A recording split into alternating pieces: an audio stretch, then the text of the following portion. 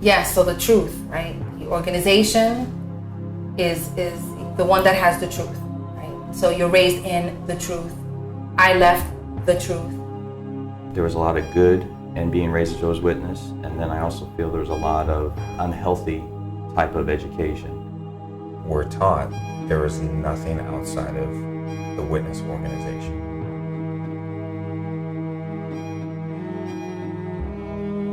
They talk about happiness and joy, and they take that away from people. I don't think they question the doctrines that are being given to them. They become comfortable with it.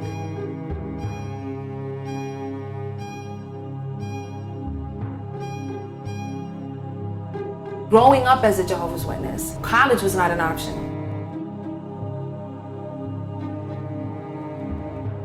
Anytime you take away a child's freedom of choice, you've taken away that child's spirit. Church is business, okay? Real estate, money, equipment. There is a fear-mongering that is instilled, and I think they do it as early as you can understand it.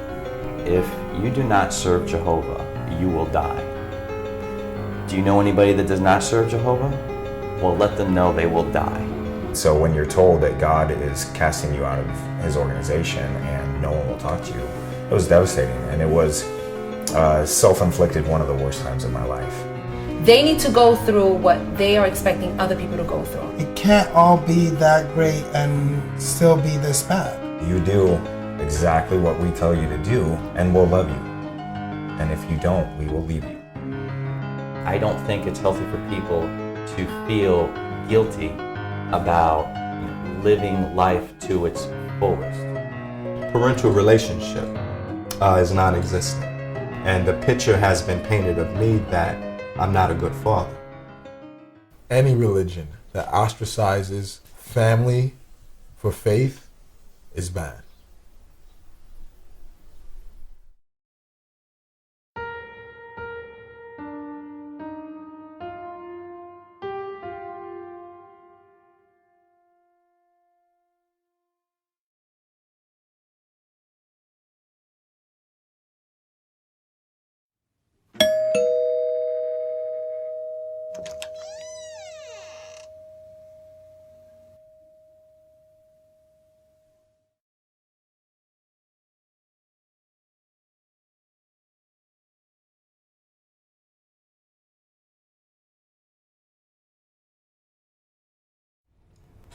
As far as high school and college, again, for me, college was a preparation that jump-starts you for the rest of your life. I was always talented with words and English and honors English and different things, so I always saw a career as far as journalism or anything that had to do with broadcasting, but all of those things was frowned upon in the organization. So when I actually applied for scholarships and got accepted, and brought the actual acceptance letter to my parents, I was told that this was a worldly endeavor and they couldn't support it, and the fact that I was still living up under their roof, then I had to kind of downplay my aspirations and just continue following the organization. Also have a memory of wanting to attend aviation school, and based on the same principle, that was frowned upon. Field service. Field service always started with a rehearsal, meaning that it was a pre-field service where you would actually sit sometimes in front of a mirror with little cue cards and say, "Good morning, my name is, I'm a Jehovah's Witness from such and such congregation. We're stopping by this morning to, have you ever thought about where your soul is going once this world is over? Well, Jehovah says that." And then you would go into your sales pitch, because you were honestly a kind of a salesman for the organization, even though you were unpaid salesman. But while I was in school, I never went around saying, okay, my parents are J-Dubs and Jehovah's Witnesses, but I never denied it. If someone asked me, yeah, that's what my parents do, I go to the congregation with them. But to actually go to a door and your friend opened the door and he's laughing at you, and you're trying to tell him in a serious manner, like, look, Jehovah loves you, and then you start laughing because you like, this is a joke. And this is funny, and then he's saying, I'm gonna tell everybody once I get back to school, and you telling him, let's keep this between us, it's our secret, and I don't want people to know. And it was, you try to find humor in your pain, and that was one of those moments.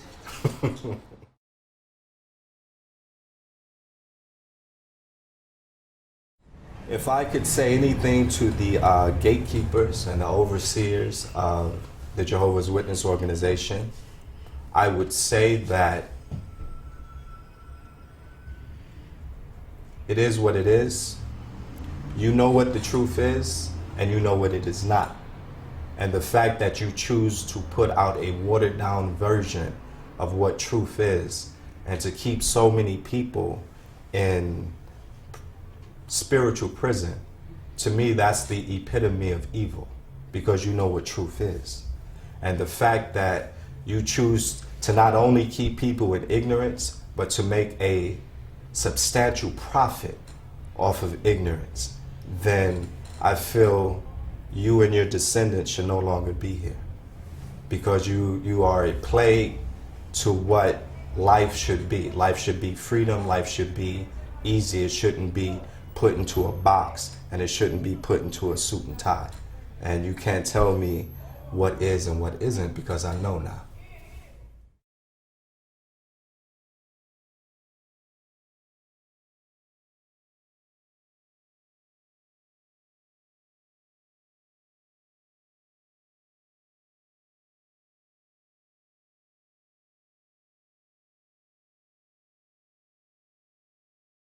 When I was in elementary school, all the teachers knew, and so I couldn't participate in anything. And that was hard, because when they're giving away Halloween treats or candy canes, right, or when there's a Christmas pageant and you really wanted to come out as one of the elves or whatever, that was hard. Junior high school, I remember I wanted to be part of the track team, and I did it for one day, but you're not really allowed to participate in secular sports. And so I did one practice. I was pretty fast too when I wasn't allowed, so I couldn't be part of any team sports. I'm a big sports fan, and I think one of the reasons why I'm such a big spectator sports fan is because I was never allowed to participate. And but I do remember in high school. Now at this point, there was a time, and I can't really pinpoint what age, but maybe about 15, I decided, all right, well, this is my life, right? And so I accepted that I'm a JW, and this is going to be my life. And we read The Crucible in English class. And I remember the girl who was giving me Bible studies told me, you can't read that book. That book has a lot of Satanism in it. And she was like, you need to tell the teacher that, you can't read that book because this, that, and the other, because it's against your religious beliefs. And I remember everyone else in class is going over The Crucible. And I'm reading, I don't even remember the play that I was assigned to read instead of, but I'm in class while everybody's having this great discussion about what's going on in this play, and I'm twiddling my thumbs or like reading the other play that I can't even remember what I read.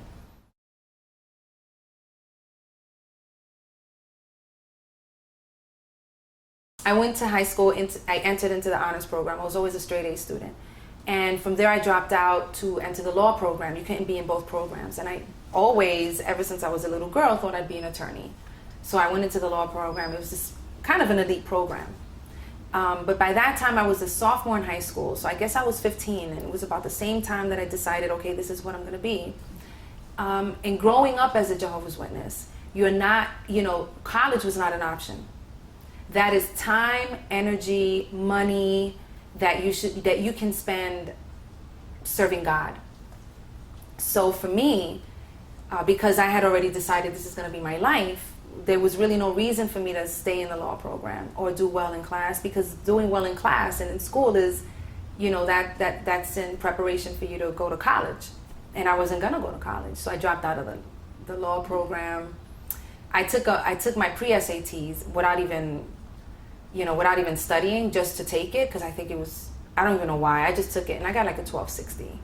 So, and I wasn't even studying. So I know for a fact, and I tell this to everyone, I would have definitely gotten a scholarship to a very good college, and it wasn't until 8 years after I graduated I went back to school, but I ended up going to a CUNY school or whatever. So there's definitely a resentment on my part with that, because after I had gotten married, and my sister was now in high school. I'm 8 years older than my sister, so there was a lag. But when she entered high school, at the point that she was going to high school, the preaching was no longer don't go to college. It was now, okay, you can go to college because you kind of need a college education to be able to live a sustainable life. Like, you need to be able to pay your rent or whatever. So go to college, but only so that you can live and serve God better. Meanwhile, when I was in high school, it was, why would you go to college? You know, that's time, energy, and money that you can spend on God. And so, you know, the definitions change, and yeah, it's a very bitter pill.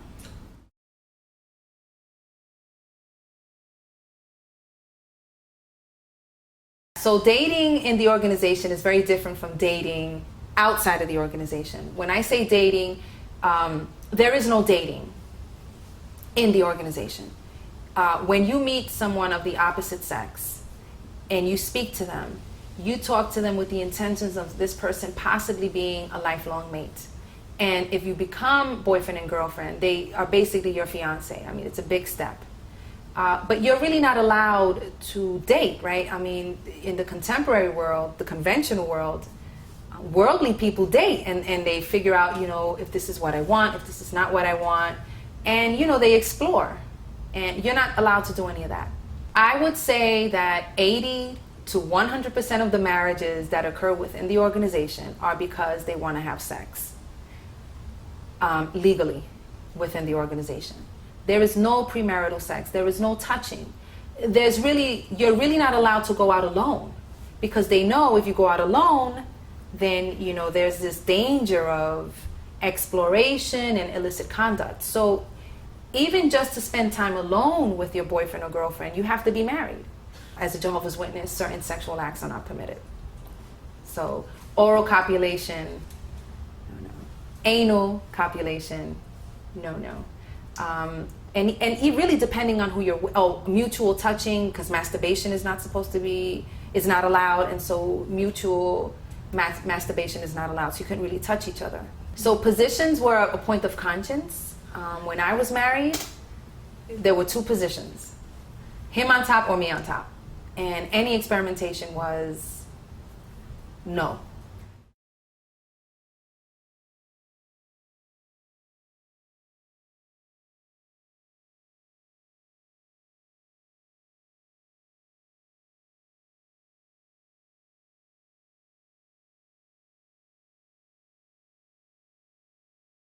This fellowshipping basically means that God is casting you out of his organization. You are in the bunch of grapes, the rotten grape that will now cause the others to rot as well. So that grape needs to be plucked off and thrown away. And so with this fellowshipping, because your entire life is based on Jehovah's Witness, as mine was, I worked for a Jehovah's Witness. My immediate family that I only associated with was Jehovah's Witnesses. All my friends were Jehovah's Witnesses. My neighbors were Jehovah's Witnesses. I lost my job. My family would no longer talk to me. My friends would no longer talk to me. My neighbors would no longer talk to me. So at, I think 19 years of age, I lost everything. So at times my relationship with my daughter's mother is fairly cordial, and well, especially back in the earlier years when Sera was much younger, a baby, we'd go to the grocery store and things like that together when we thought there still might be a chance. And we were at the store one time, and I think Sera was around 2 or so, or something like that. And she was looking at toys, and her mother's family is very loud and always yelling and screaming at her, "Get over here, it's time to go." And Sera continued looking at the toys, and her mother says, "Fine, I'm just going to leave you." And immediately, Sera turns around and screams, "Mommy, don't leave me," and runs over. And I looked at my baby's mother and I said, "Never say that again. That is the worst fear a child can possibly have. And I'm not going to sit here and watch you threaten my daughter with the worst possible thing." Can you imagine anything worse than as a baby being left alone to fend for yourself? You'd be dead. That's the greatest fear you can possibly have. And I thought about that, and that's exactly what the witnesses do. You do exactly what we tell you to do, and we'll love you. And if you don't, we will leave you. And so you live your life in this complete fear of, am I doing what I'm supposed to do? Am I doing enough? If I'm not doing enough, are they going to quit loving me? And that, especially since the time of my birth, for 24 years, hearing that every single day, has been so indoctrinated upon my soul that one of the companies that I work with, they will send me an email telling me how glad they are to have me, how happy they are to have me, and they can't imagine someone better. And I will think to myself the very next day, are they going to fire me? Am I doing enough? I don't know. I should call them. I should find out if they're happy. And it's just something that's always on your mind. Am I doing enough? Am I still going to receive that love? Because we don't understand unconditional love. In a lot of ways, it's very difficult. And I deal with the issues every day. Because when you're taught that conditional love, and if you do something we don't like, we'll cut you off, I see that myself doing that all the time. When I'll have a disagreement with someone and I'll just go away. I'm just like, okay, well, we're disagreeing, we're arguing on something. Doesn't mean anything to me to not see you. I didn't see my own sister for 12 years. I've known you for 2. I don't care that you were there for me and supported me. You're doing something I don't like, see ya. And it takes outside people telling me, this is not normal. This is not the way your life is. And I'm like, it's not? You mean all of you aren't like this? Yeah. Those issues are so ingrained in me, and I can sit down and work through my psyche, especially in regards to my daughter, because it's something that I can see, touch, and feel, and I know where I want to get her and how I want her life to live. But when I'm going through my own life on a day-to-day basis, it's very difficult for me to sit down and examine every situation and say, okay, is this the right thing, or is this what I've been trained to do? Is this what's so ingrained in me? The big part of my fighting career, why I was so successful, is because I was so filled with this anger and hatred of the way that I was raised, that I was never allowed to live my life the way that I wanted to. When you look back on a childhood of just misery, it fills you with so much rage and anger that I tore through my opponents, because I was finally able to take out my hatred on other people. And other people, other athletes would say, oh, I'm just so happy to be here and be able to compete. I'm like, not me. I hate this person, because he's trying to keep me from doing what I want to do with my life. And in my last fight, which I lost to a great opponent, as I got into the ring, I remember looking down at my feet and going, you know what? That hatred's not there. My life is actually pretty good now. If I win or lose this fight, I'll still have food money. And that wasn't the case just a few years ago. I'm good. And so I still fought. I did the best I could. I took my whooping. But it was a whole nother chapter in my life to realize, wow, some of that voice has quieted a little bit.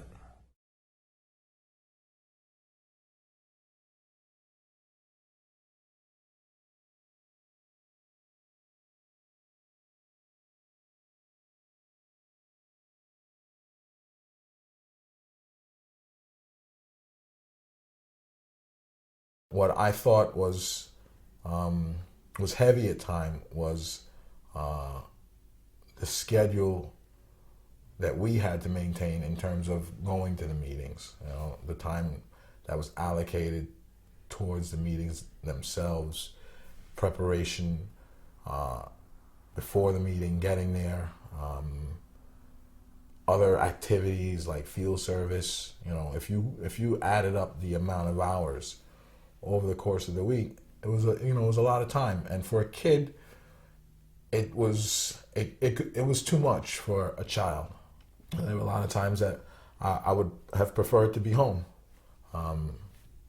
doing schoolwork, resting, watching TV, playing. Yeah, I used to cut field service, sometimes cut meetings and go play ball instead, because it was nice out. I don't want to go preaching. I wanted to be outside playing ball like some of the other kids. And I knew that once I went home, that I probably wasn't going to be able to come back out, at least not out far enough to play basketball, unless I was playing with other witness kids, which wasn't always something easy to put together. So sometimes I would cut and I'd just play in my dress shoes. Now, playing ball in dress shoes on asphalt, it doesn't work as well as sneakers, right? Because you're sliding all over the place. you look like you're cutting church, right? Everyone knows what you're doing here, and you get sweaty, right? You're getting sweaty in dress clothing, wool or polyester suit, pants, and shirts and stuff. Like it's not comfortable playing ball in dress clothes. Listen, if your family's religious and you want to have a little church or a little Bible study with your kid, that's all right, I can understand that if that's your deal. But I don't accept if that's the only deal. And that was my situation. My situation was like, it's A, your schoolwork, and B, you're religious. There was nothing else. And I knew that was wrong. I knew that it wasn't school that was replacing the things that I needed, because school was just during school time. So I knew it was this other side, this other flip side that was absorbing time and taking away from the time that I should have been doing other things, regular stuff. There wasn't any balance. And that's what ultimately made me averse to it, because you have too much of one thing. At some point you're going to say, I don't want that anymore. I'm tired of that. I don't like that anymore. And once I got my fill, it was time for me to move on.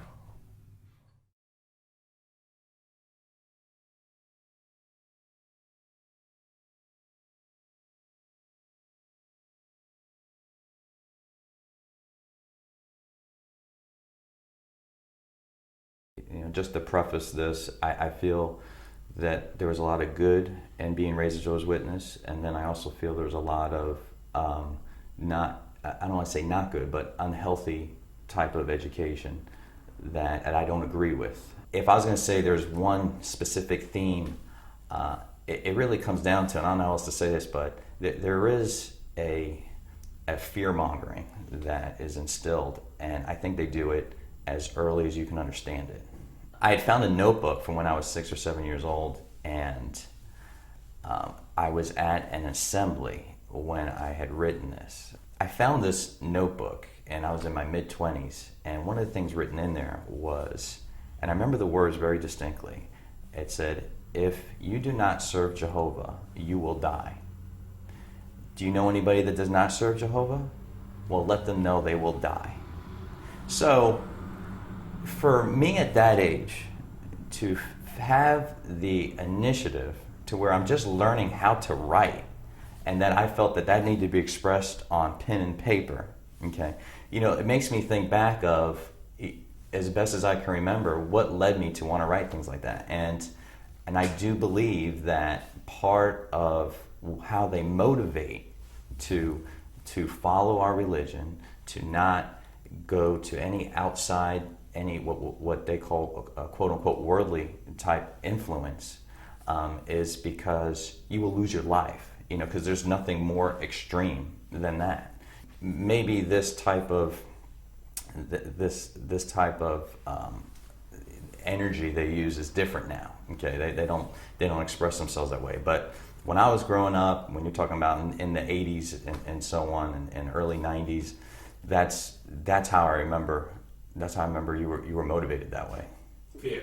Yeah, it was a fear. I mean, I remember as a young child going out in service with an elder, and I just remember having these feelings of like, I can't tell him anything except how I just love and praise Jehovah, because I remember telling him just how I'm playing soccer in school and how I enjoy it, and how I'm a integral part of the team.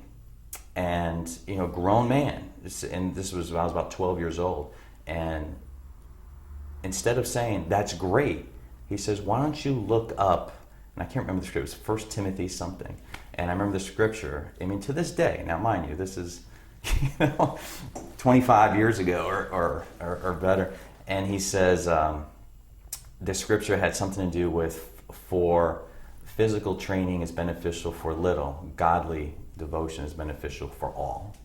I remember walking away feeling that I was doing something wrong. And so, again, it all revolves around that theme I felt when I was growing up, where if you're doing anything outside of only praising Jehovah, you could die. You know, you will die. Okay? Jehovah frowns on this greatly. So later on in life, when I was thinking a little bit more for myself, and that's when I realized that, you know, this religion does not suit my personality. Did you quit the soccer team? No. Good. Played all the way through high school. We were division champs.